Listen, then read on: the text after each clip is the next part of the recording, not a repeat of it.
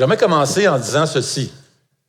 Dieu est l'être le plus joyeux qui soit. Êtes-vous d'accord avec ça? Dieu est l'être le plus joyeux qui soit. Et il désire que vous soyez joyeux. En fait, il l'ordonne. Oui. Dieu ordonne que nous soyons joyeux. Et comme l'a si bien dit Saint-Augustin, ça fait quelques fois qu'on le répète parce que c'est tellement vrai, Dieu donne... Oui, merci. Dieu donne ce qu'il ordonne. Alors, voici comment ça marche. On va vous montrer un rond ici. D'accord? Lors de la création, vous avez ça sur l'écran, là? Lors de la création, j'ai besoin de voir un rond, là. Ça marche pas? Ça fonctionne pas? Oui? Ah, d'accord, c'est beau. D'accord. Lors de la création, Dieu nous a créés parfaits. Au centre, vous avez le cœur ici, d'accord? Le cœur était parfait, le corps aussi était parfait, tout était beau, la relation avec Dieu, c'était parfait, la relation avec les autres, ça c'est la flèche de côté, c'était parfait, la relation avec la terre, c'était parfait, tout était beau. Qu'est-ce qui est arrivé? La chute est arrivée, le péché est entré dans le monde. Donc là, vous avez un autre rond qui vous montre que le cœur a été souillé, le corps a été souillé, la chair. Et là, la relation avec Dieu a été brisée. La parole de Dieu parle justement qu'on est séparé d'avec Dieu à cause de notre péché. Et les relations humaines sont brisées. L'orgueil est entré. Vous savez, l'orgueil dans les relations, ça aide pas. Vous le voyez à votre travail, dans le mariage et tout ça. C'est souvent l'orgueil qui nuit à nos relations. Tout est brisé. C'est brisé avec la terre. On se souviendra de Dieu qui va dire à Adam, maintenant, tu vas travailler à la sueur de ton front pour avoir des fruits et tout ça. Difficile. Et ça, c'est le deuxième rond. Maintenant, le cœur est souillé, le corps est souillé, tout est souillé. Maintenant, heureusement, lorsque tu viens au Seigneur Jésus, il y a un changement qui se produit.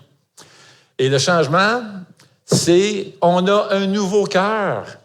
Dieu change notre cœur, nous donne un nouveau cœur. Le cœur est purifié. La Bible dit que Jésus-Christ est allé à la croix pour nous purifier de toute cette souillure, ce péché, et il nous donne un nouveau cœur. Mais le corps, lui, n'a pas encore changé. C'est lorsque le Seigneur Jésus va revenir qu'il va nous donner un corps glorifié. Et on voit ça plus tard, un corps transformé, un corps parfait. Ça va être super. Mais en ce moment, c'est pas changé.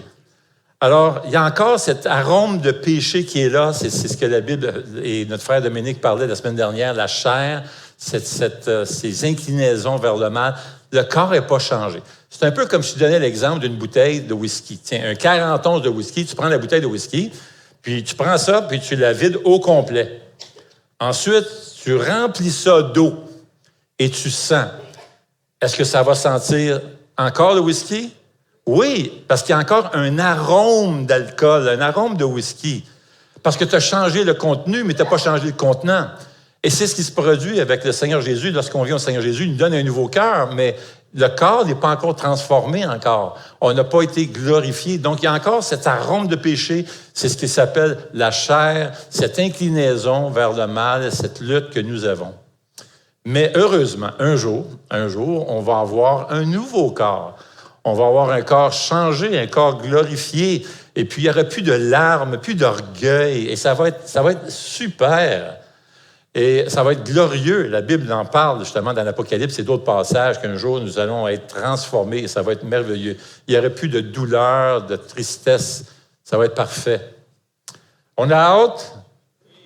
Amen. On n'a pas hâte de mourir, mais on a hâte à ça, à cet aspect-là, n'est-ce pas, de ce temps glorieux d'être avec le Seigneur Jésus. Comme je dis à quelqu'un tout le temps, moi, j'ai pas peur de mourir. Je sais où je m'en vais. Mais c'est juste avant la mort. Tu sais, comme tu tombes malade et tout ça, c'est ça qui n'est pas le fun. Là. C'est vraiment pas agréable. Enfin, quand on vient au Seigneur Jésus, le Seigneur Jésus nous donne un nouveau cœur. Et on voit ça dans Hébreux. Hébreux, chapitre 10, verset 16, ça dit ceci. « Voici l'alliance que je ferai avec eux après ces jours-là. Je mettrai mes lois dans leur cœur et je les écrirai dans leur esprit. » Il ajoute, « Je ne me souviendrai plus de leurs péchés ni de leurs fautes. » Alors, c'est Dieu, lorsque tu viens au Seigneur Jésus, c'est Dieu qui place sa parole dans notre cœur. Et c'est pour ça que c'est tellement distinct de la religion. C'est cette relation intime avec Jésus, il y a un changement qui s'opère en nous, on a un nouveau cœur. Vous et moi avons besoin de nous répéter sans cesse qu'en Jésus-Christ, on a ce nouveau cœur. Et si on a un nouveau cœur, où Dieu a écrit sa parole dans notre esprit, c'est dire qu'on va porter de beaux fruits. Il y a quelque chose qui va se produire. Les changements vont se produire. Et vous savez, comme la semaine dernière, on a commencé une nouvelle série qui s'intitule « Le fruit de l'esprit ». Et j'aimerais relire ce passage que nous avons lu la semaine dernière dans Galates chapitre 5, verset 22. On va juste limiter au verset 22. Notre frère, pasteur Dominique, nous a vraiment exposé le passage et c'est très bien fait ça. Et là, on va se arrêter juste au verset 22 qui dit ceci. D'accord? Galates 5, 22. « Mais le fruit de l'esprit, c'est l'amour, la joie, la paix, la patience, la bonté, la bienveillance, la foi, la douceur et la maîtrise de soi. » Mes chers amis, ce passage-là, c'est l'un des passages les plus clairs, les plus importants de la Bible pour comprendre la vie chrétienne. On ne peut pas comprendre la vie chrétienne si on ne comprend pas ce passage-là. Il s'agit de la croissance et de la grâce, de la manière de grandir en caractère surnaturel et en maturité. C'est la raison pour laquelle cette série sur le fruit de l'esprit est si importante, car rien n'est plus fascinant de voir et d'explorer ce que la Bible enseigne sur ce qu'on peut ressembler. Tu peux dire à ton mari, là, j'ai hâte de te voir dans 5 ans parce que Dieu est en train de faire un changement dans ta vie. J'ai hâte de voir ça. Même chose avec l'épouse. Quand on marche avec le Seigneur, tranquillement, il y a ces changements qui s'opèrent dans notre caractère à mesure qu'on grandit. Et ce qui est vraiment intéressant, c'est que la Bible nous enseigne que c'est déjà accessible. Lorsqu'on parle d'amour, de joie, de paix, de patience, on ne parle pas de quelque chose de l'extérieur, là. Il ne s'agit pas d'importer et faire entrer ces qualités dans notre cœur. On ne parle pas de ça ici, là. La Bible dit « Grandissez dans votre salut ». Maintenant, Philippiens chapitre 2, verset 12 dit ceci. « Ainsi, mes bien-aimés, vous qui avez toujours obéi, non seulement quand j'étais présent, mais bien plus encore maintenant que je suis absent, mettez en œuvre votre salut avec crainte et profond respect. En effet, c'est Dieu qui produit en vous le vouloir et le faire selon son projet bienveillant. » J'aime bien comment la traduction, la version Le Sommeur le rend bien. Il dit ceci, « Mes chers amis, vous avez toujours été obéissants. Faites donc fructifier votre salut avec toute crainte qui s'impose, non seulement quand je suis présent, mais aussi quand je suis absent, car c'est Dieu lui-même qui agit en vous pour produire à la fois le vouloir et le faire conformément à son projet plein d'amour. » Il faut savoir que dans la ville de Philippe, et c'est à cet endroit que s'adressait cette lettre de Paul aux Philippiens, dans la ville de Philippe. Il faut savoir qu'à la ville de Philippe, il y avait des mines d'or, plusieurs mines d'or. D'ailleurs, les empereurs s'étaient enrichis avec ces fameuses mines d'or. Maintenant, il y avait une expression qu'on utilisait pour aller extraire l'or de la mine. On disait « travailler la mine ». Ce que ça voulait dire, c'est que tu travaillais la mine, c'est que tu allais dans la mine et tu faisais sortir la richesse, les pierres précieuses, l'or qui était là. Tu n'apportais pas l'or dans la mine, tu faisais sortir la mine qui était déjà là. La richesse était là. Tu faisais extraire, tu sortais cette richesse qui était là. Tu travaillais la mine. Maintenant, Paul se sert exactement de la même expression lorsqu'il dit « travaille à ton salut ».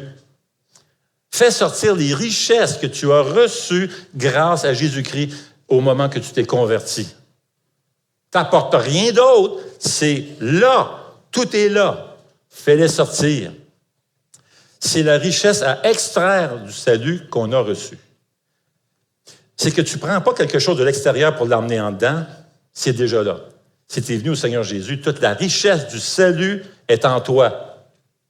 Fais juste l'extraire. D'ailleurs, dans ce passage, dans Philippiens chapitre 2, versets 12 à 18, le message de tout ce passage est ceci. Paul est en train de laisser comme message, « Laissez paraître les grâces de Jésus dans votre vie. » Laissez-les paraître, qu'on les voit. Et ce que ça laisse entendre, c'est que ces belles qualités, ces vertus dont la Bible dit qu'elles devraient faire partie, on devrait retrouver chez un chrétien, c'est déjà vrai pour le chrétien.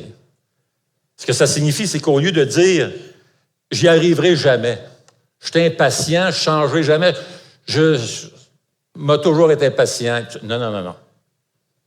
C'est pas ça que tu dis. La question, c'est vraiment, quand vas-tu grandir? C'est là. Ne te contente pas de dire « j'y arriverai jamais ». Parce que la réponse, c'est que tout est là. On a cela en nous. Alors, utilisons les moyens de la grâce et grandissons. Et lorsque Paul parle de la chair dans le passage que Dominique nous a expliqué la semaine dernière, dans tout le contexte, Paul parle de cette inclinaison vers une vie de rébellion contre Dieu. Et ça, c'est la chair. C'est la raison pour laquelle on a encore des luttes. Mais nos luttes, maintenant, se déroulent d'une manière tout à fait différente. En fait, on perd l'ancien combat et on en développe un autre. Avant d'être chrétien, il y avait une lutte dans ta vie et dans ma vie. On se battait contre Dieu, la Bible le dit, nous étions des étrangers de Dieu, même des ennemis de Dieu. Tu ne savais pas que tu te battais avec Dieu, mais c'est ce qu'on faisait. Parce que tous les êtres humains ont été créés à l'image de Dieu. Tous les êtres humains ont été faits et créés pour honorer Dieu, pour bénir Dieu, pour adorer Dieu, pour avoir Dieu au centre de leur vie. Mais au lieu, qu'est-ce qu'on a fait? C'est qu'on a mis plein de choses au centre de notre vie. Et parce qu'on a centré notre vie sur plein d'autres choses, qu'est-ce qui est arrivé? On a connu une rupture dans notre vie. Vivre sans Dieu, c'est comme essayer de tirer un chariot sans roue. Ça marche un peu, mais ça traîne et ça se défait, puis ça fait des dommages. Et finalement, ça se désintègre. Alors, ça marche pendant un certain temps, mais finalement, au fil du temps, tu t'aperçois qu'il n'y en a plus de chariot. Vivre sans Dieu, c'est la même chose. On peut bouger, on peut aller de l'avant, mais ce n'est pas la façon dont on est créé. On a été créés pour Dieu, pour honorer Dieu. Alors, on travaille contre notre nature, cette nature qui avait pour objet d'honorer Dieu dans sa vie, et on a l'impression de se battre. Lorsqu'on devient chrétien, on est maintenant en paix avec Dieu. On a été réconcilié avec Dieu. Tout le péché a été réglé grâce à Jésus à la croix. Ça, c'est réglé, ça. On est maintenant en paix avec Dieu. En fait, même, il nous a même adoptés. Nous sommes ses enfants. Il est maintenant notre Père céleste. Il y a une relation qui est tout à fait différente. Et il y a un corps étranger qui arrive dans le cœur. À ce moment-là, c'est le principe de la sainteté. Et tout d'un coup, tu as une aspiration de Dieu. Et tu as une aspiration à la piété. C'est vraiment beau de voir ça avec une personne qui vient de se convertir. Hein. La première chose qu'il fait, il va aller s'acheter une Bible. Puis mon ami, ils vont s'acheter une Bible, puis plus qu'elle est épaisse, mieux que c'est. Là, il va dévorer la parole de Dieu. Là. Mais ça, c'est une aspiration qui est surnaturelle et ça vient de Dieu, ça. Une aspiration à la piété, être sensible maintenant tout d'un coup au péché. Une aspiration à l'amour, à la joie, à la paix, à la patience. Tout cela dans cette semence qui a été placée. Elle entre et s'installe dans notre nouveau cœur en Jésus-Christ. On a maintenant deux côtés. On a un côté qui a toujours tendance à vouloir vivre pour soi-même et on a un côté qui désire maintenant vivre pour Dieu. Et c'est ainsi qu'un nouveau combat se manifeste. On ne se bat plus avec Dieu, c'est notre Père, mais on se bat avec la chair, notre ancien moi. Mais avec l'Esprit Saint qui réside et qui agit maintenant en nous, on peut laisser paraître les grâces de Jésus dans notre vie. Et ça, c'est le fruit de l'Esprit. Maintenant, le fruit de l'Esprit est constitué, pour employer une expression que les théologiens utilisent, des attributs communicables de Dieu. Maintenant, il y a deux sortes d'attributs. On va vous montrer ça ici sur le diapo. Deux sortes d'attributs. Les attributs incommunicables de Dieu, qui sont son omniprésence, son omniscience. Il sait tout, il peut être partout. Ça, c'est des choses qu'on n'aura jamais. même dans l'éternité, on n'aura jamais ça. Il y a des gens, des fois, j'ai déjà entendu un chrétien dire « Hey, moi, j'ai assez hâte d'être au ciel pour une chose. On n'aura plus de questions, on va tout savoir. » Non. Non, tu ne deviendras pas Dieu, mais tu vas être à la bonne place pour avoir des réponses. Tu peux être sûr. On ne devient pas Dieu, on n'aura pas tous ces attributs incommunicables comme l'omniprésence, l'omnipotence et tout ça, non. Mais il y a ensuite des attributs de Dieu qu'on appelle des attributs communicables de Dieu. C'est les attributs. L'amour, la joie, ces belles qualités qu'on a, comme la sagesse. Et grâce à notre contact avec Dieu, notre proximité avec Dieu, ces attributs vont grandir en nous. Et comme Dominique le disait la semaine dernière, on devient comme Jésus en nous approchant de Dieu, en nous approchant de Jésus. Et plus on s'approche de lui, plus on le regarde, on le suit, on l'étudie, on marche avec lui, plus on va lui ressembler. Et c'est ça que Jésus veut faire. C'est ça que Dieu veut faire, qu'on devienne de plus en plus comme lui. Maintenant, ce n'est pas les méthodes qui comptent. Il s'agit de prendre la vérité de qui est Dieu et de garder les yeux sur lui. Le fruit de l'Esprit, c'est les qualités de Dieu gravées dans notre âme maintenant que nous avons la nouvelle naissance. Nous sommes transformés à l'image de son Fils. Ce sont les attributs communicables de Dieu. Et le terme « fruit », dans Galates 5, 22, le fruit de l'Esprit, c'est au singulier. Et ça, c'est vraiment important à souligner. Ce que ça signifie, c'est que l'amour, la joie, la paix, la patience, tout ça, ne sont pas des choses distinctes.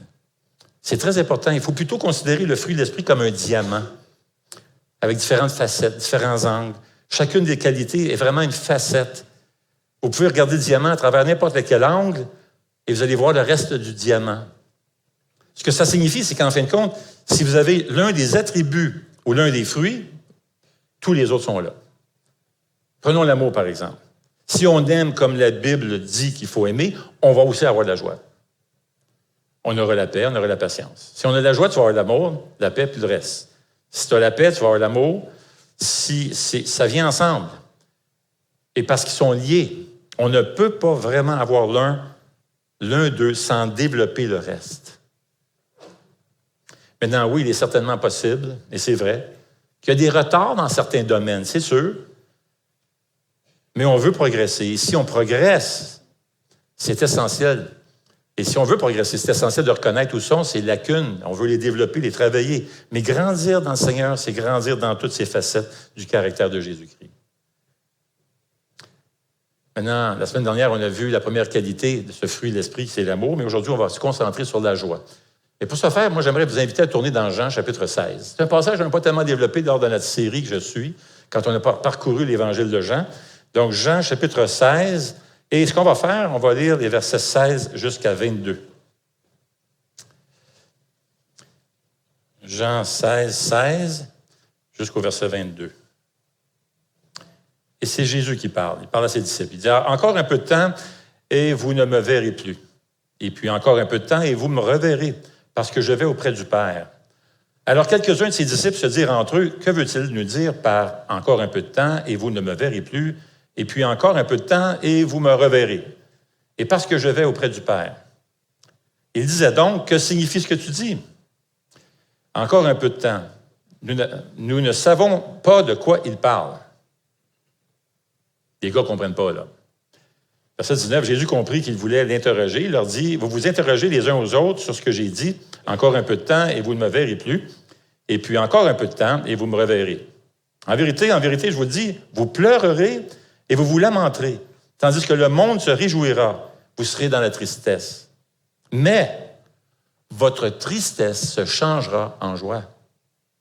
Lorsqu'une femme accouche, elle éprouve de la tristesse parce que son heure de souffrance est venue. Mais lorsqu'elle a donné le jour à l'enfant, elle ne se souvient plus de la douleur à cause de sa joie d'avoir mis un enfant au monde. Vous donc aussi, vous êtes maintenant dans la tristesse. Mais je vous reverrai, et votre cœur se réjouira, et votre joie, personne ne vous l'enlèvera. »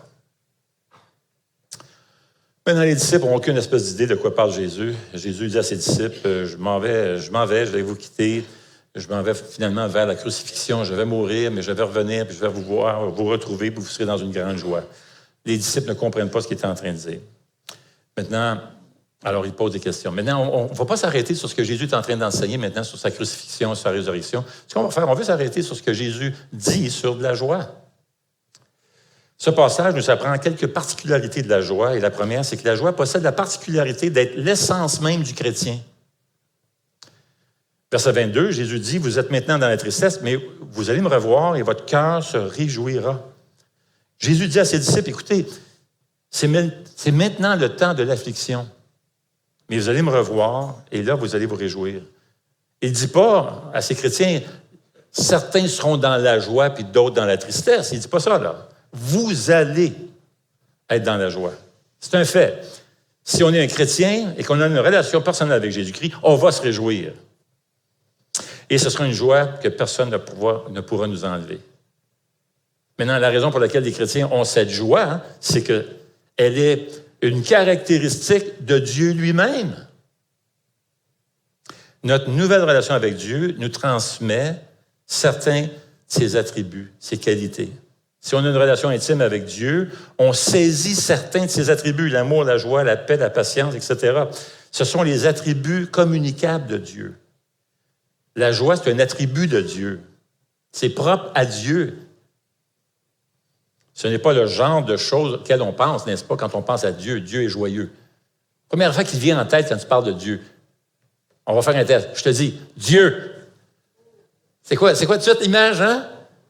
Souvent, c'est l'image qui est fâchée. Déçu de moi. N'est-ce pas? Mais Dieu est l'être le plus heureux de l'univers.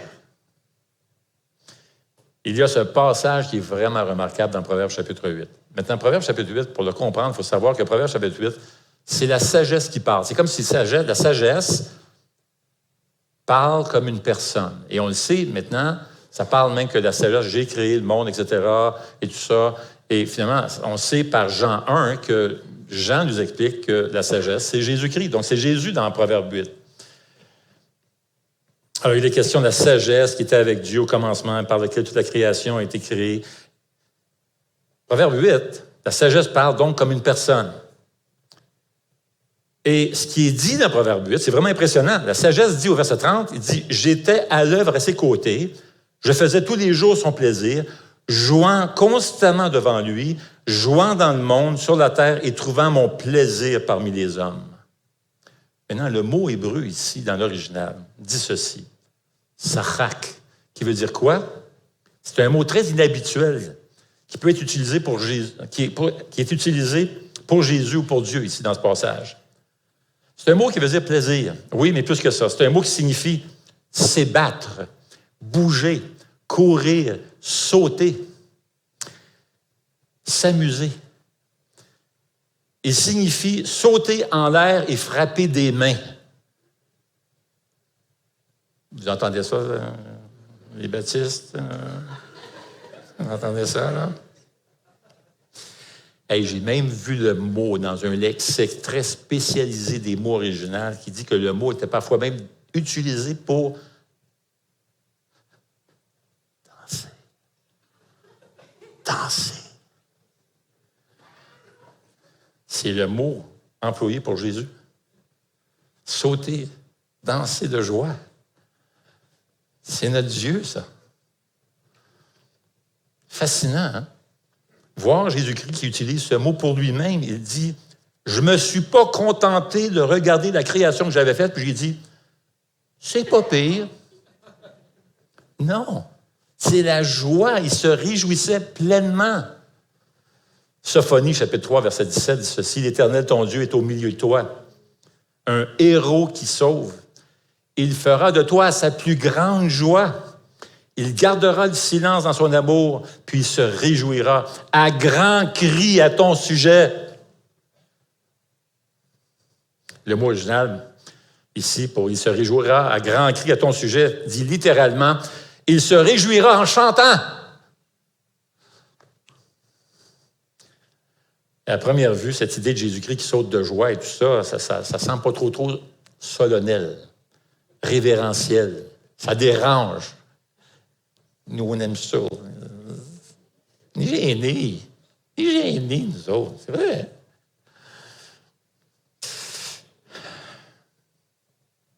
C'est une joie qui est majestueuse, une joie sainte, c'est ce que Dieu est. Alors, si un enfant de Dieu, si on est un enfant de Dieu, on a reçu cette joie, c'est essentiel. Non seulement la joie est essentielle à Dieu, mais c'est aussi essentiel à l'Évangile. Vous avez entendu le mot Évangile, vous savez ce que ça veut dire, le mot Évangile? Ça veut dire quoi? On parle souvent d'Évangile ici. L'Évangile veut dire bonne nouvelle. En fait, le mot signifie les nouvelles, les faits qui apportent de la joie. Quand tu crois à l'Évangile, tu es en train d'emmener de la joie dans ta vie. Je ne sais pas si vous avez déjà vu Le Seigneur des Anneaux. Alors, vous connaissez peut-être pas l'auteur, c'est Tolkien. C'est un écrivain, professeur d'université, tout ça. C'est un spécialiste de la littérature. Et voici, il a dit un jour dans un article où il parlait sur des contes de fées. C'est un spécialiste de la littérature. Là. Il parle des contes de fées qui traitent de la fiction et de sa théologie, de sa théorie de la fiction. Tout ça. Dans l'article, il raconte que toutes les bonnes histoires qu'on a entendues et qu'on a tellement aimées depuis qu'on est jeune, là, je ne parle pas de la Bible, là, toutes les histoires qu'on a entendues, les contes de fées, les poèmes et tout ça, là, en fait, sont basés sur l'histoire de l'Évangile. Voici ce qu'il dit. Il dit, l'histoire de l'Évangile, l'idée que nous sommes là, vivant dans un monde de ténèbres et de péché. Nous sommes sur le chemin de la mort et un héros apparaît.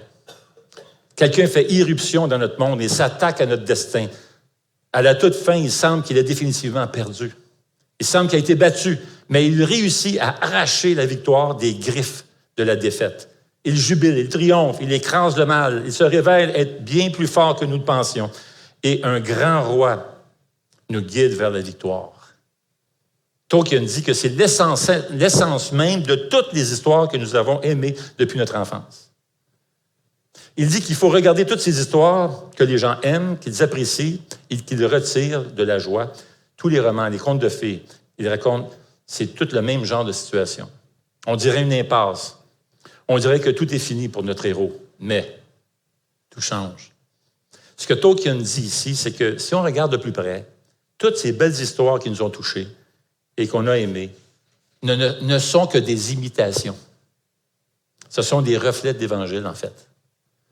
Tous les mythes qu'on a lus, qu'on aime, tous les poèmes, les histoires, tous les romans, les films comme Indiana Jones, tout ça, même Indiana Jones, c'est un mythe moderne. Tolkien conclut en disant « L'essence de ce qui donne la joie aux gens, c'est l'Évangile. C'est la seule nouvelle, la seule histoire qui peut nous donner une joie totale, pure et éternelle. » On a besoin de croire à l'Évangile. On est fait pour ça. On a été créé pour ça. Tant qu'on n'a pas trouvé ce qui est plus grand, tant qu'on n'aura pas mis notre espoir en Jésus-Christ et notre espoir dans l'Évangile, on ne pourra jamais combler ce trou dans le cœur et on ne connaîtra jamais cette joie que Jésus promet. C'est pourquoi la joie est l'essence même de la vie chrétienne. Il y a une autre particularité de la joie qui est importante à souligner, et ce qu'on voit ici dans le passage avec Jésus, c'est que le contraire de la joie n'est pas la tristesse. Ceci est très clairement enseigné ici, tout au long de la Bible d'ailleurs. Le contraire de la joie, ce n'est pas la tristesse, c'est le désespoir. Ça, c'est le contraire de la joie, le désespoir. Ce n'est pas la tristesse. 1 Thessaloniciens 4,13, Paul dit que les chrétiens s'affligent.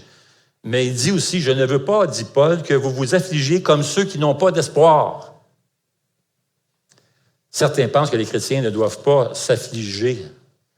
Manque de foi, c'est triste, c'est absolument faux. C'est pas ce que dit Paul.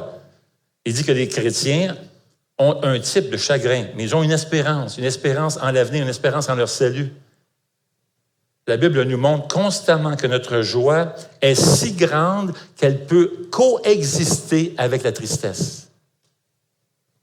Jean 16, 21, lorsqu'une femme accouche, elle éprouve de la tristesse parce que son heure de souffrance est venue.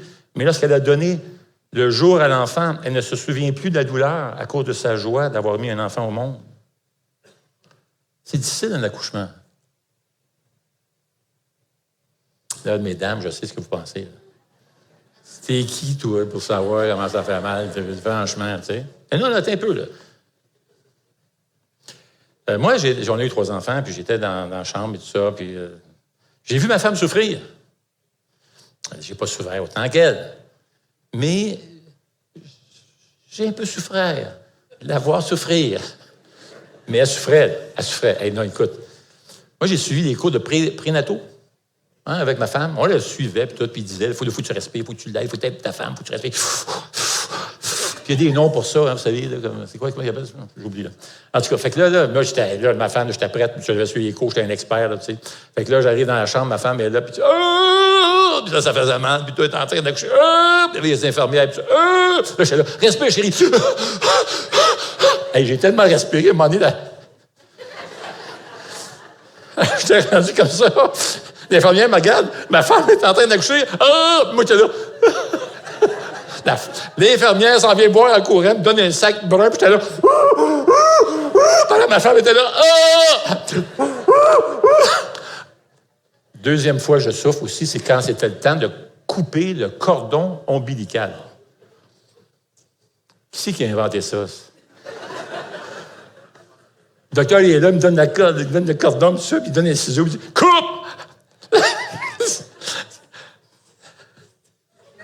Puis c'est comme du caoutchouc. Là, je recule, le docteur dit « Vas-y! » Ben oui, mais tu commences un petit peu. Ah non, c'est terrible. J'ai souffert. Mais pas comme ma femme. Pas comme ma femme, tu peux être sûr. Et l'un des beaux moments dont je me souviens, c'est lorsque notre enfant est né, c'est de voir la joie de maman. C'était tellement glorieux, c'est magnifique, ça, c'est fameux, ça. Le bébé hein, sur le ventre de maman, tout ça, de voir sa joie, son sourire. C'est tellement beau. La douleur, est-ce qu'elle est terminée, madame? Non. La douleur est encore là. Ça fait encore mal. Il y a des douleurs physiques. Ce que Jésus dit, c'est que la femme,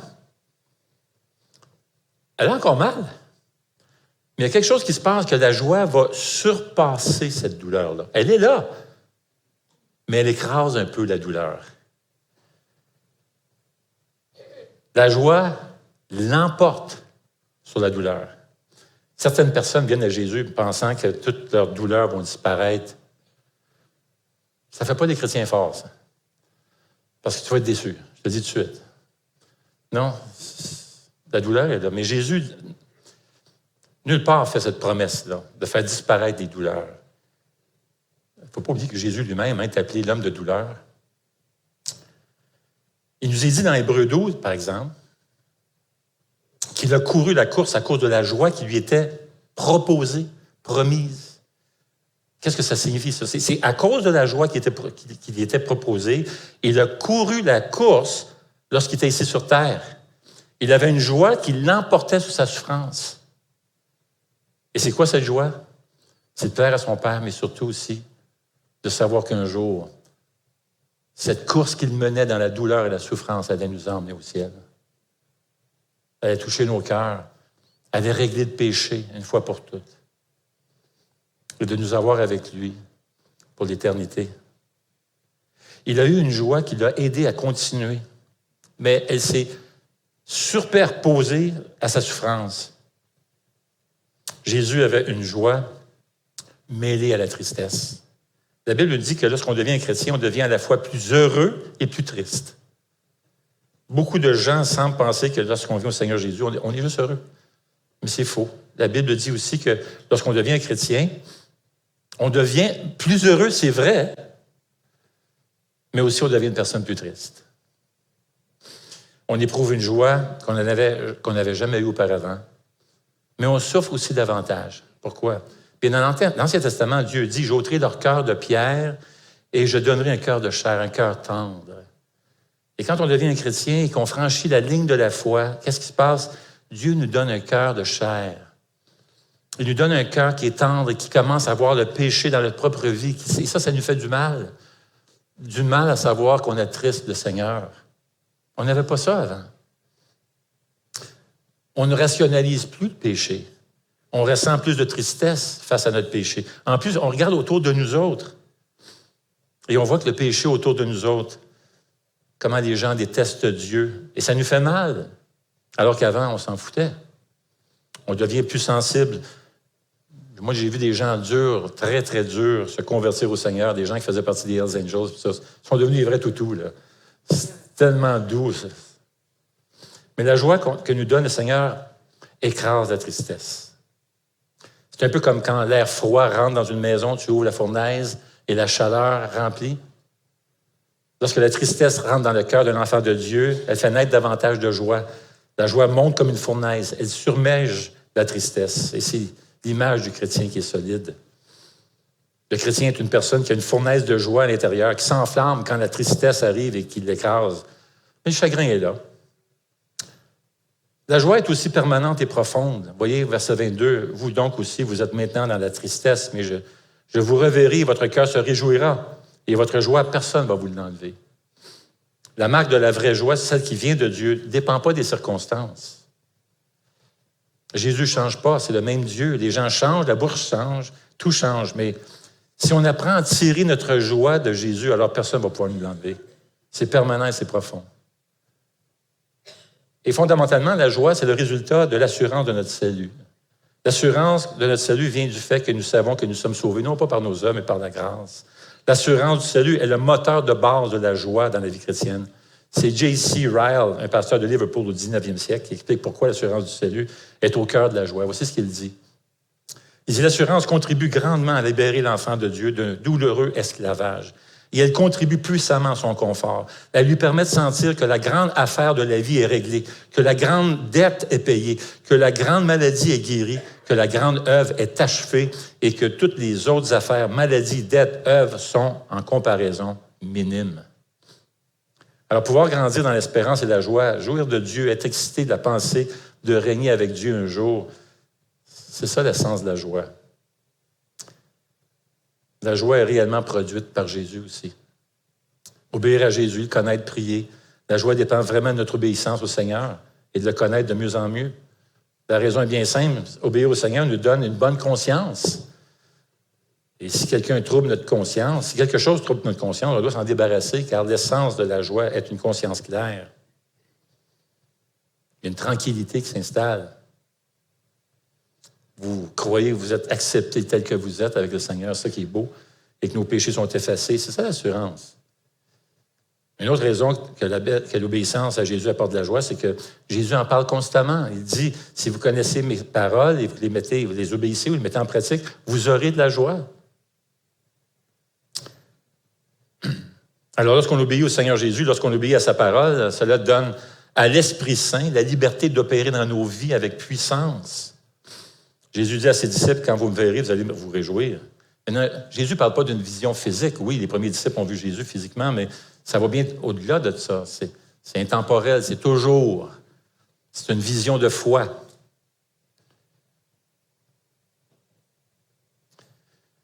Et c'est la raison pour laquelle Paul peut dire « Réjouissez-vous toujours dans le Seigneur ». Je le répète, « Réjouissez-vous », dit Paul. Je vais inviter les musiciens à s'approcher. Dans son livre « The Weight of Glory », C.S. Lewis dit que les gens se contentent de trop peu de joie. Notre Seigneur, dit-il, trouve nos désirs non pas trop forts, mais trop faibles. Regardez ceci, nous sommes des créatures tièdes qui s'adonnent à la boisson, au sexe et à l'ambition, alors qu'une joie infinie nous est offerte. Tout comme un enfant qui, ignorant des possibilités, persiste à jouer avec de la boue dans un quartier précaire, car il ne peut concevoir les plaisirs d'une escapade à la mer. Nous nous contentons trop aisément de notre situation actuelle. Alors, marchons avec Jésus, mes bien-aimés, et il va nous remplir d'une joie que personne ne peut nous enlever. La joie vient de Dieu. Dieu est plein de joie. Dieu est la source de la joie. De même que tout amour vient de Dieu, de même, toute joie vient de Dieu. Il est dans la nature de Dieu d'être joyeux. Il est éternellement joyeux, et il est joyeux en lui-même. Il était joyeux avant de créer le monde, il était joyeux après créer le monde. Il se réjouit de notre salut. Et Dieu est la source de toute joie. Néhémie 8:10 dit, « La joie de l'Éternel est votre force. » C.S. Lewis, je viens de terminer l'autobiographie de C.S. Lewis. Vous le connaissez à cause de son œuvre Chronique de Narnia. Lewis est décédé maintenant, mais Lewis était un athée intellectuel, brillant, professeur d'université, tout ça. C'est un athée. Il était en colère contre Dieu. Il connaissait 6 langues. Professeur de littérature à l'université. Il a rédigé sa autobiographie, qui relate son passage de l'athéisme au christianisme. Son cheminement a été excessivement difficile. De colère avec Dieu. Un jour, il s'est converti au Seigneur Jésus. Un trajet qui était très long, un cheminement très long, très difficile. Alors, il a écrit son autobiographie qui raconte justement son histoire, comment il est venu au Seigneur Jésus. Et savez-vous comment il a intitulé son autobiographie? Surpris par la joie. Et la joie avec un gros J. Surpris par la joie du Seigneur. Est-ce qu'il y a des gens ici qui ont été surpris par la joie du Seigneur? Amen. Seigneur notre Dieu, combien nous voulons te remercier de tout cœur pour tous ces attributs communicables que tu nous donnes, que tu nous transmets. La joie. Seigneur, nous te prions que tu puisses nous aider à grandir. Grandir dans ces belles qualités, le caractère de Christ. Et merci que tout est possible, tout est là. Nous voulons travailler, faire fructifier notre salut pour ta gloire, au nom de Jésus. Amen.